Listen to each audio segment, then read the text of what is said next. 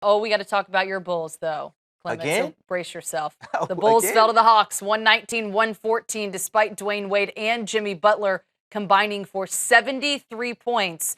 They called out their teammates after the game. Yes, they did. Here's what they said. If you don't come in this pissed off after you lose any game, if you're not pissed off that you lost, man, something's wrong.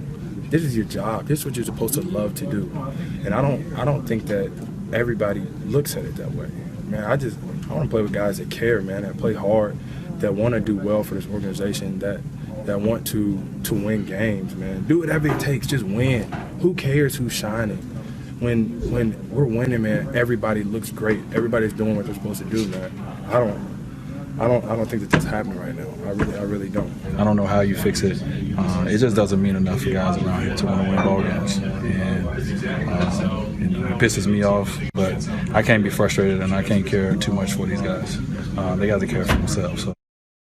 All right, is it fair for these guys to call out their teammates, or are you going to pump the brakes on that? No, this is fair. Put the pedal to the metal. Mash the gas.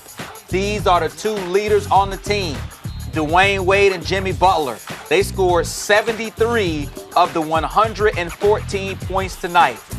That's a lion's share of the points, and the Bulls were up by 10 with under 3 minutes to play. They led this game 110-100 and were not able to close the door. And Dwyane Wade also in that interview talked about guys not knowing their personnel, not knowing what they're supposed to do. And the guy saying you have to care more. One thing that you shouldn't have to teach or you shouldn't have to impart upon players is effort. And it just seems like the effort is not there from the rest of the guys. Jimmy Butler is a guy who is going to give you 120%. He's going to play every possession like his last. You don't have to worry about will Jimmy Butler leave it all out on the court. But are the rest of the guys leaving it all out on the court?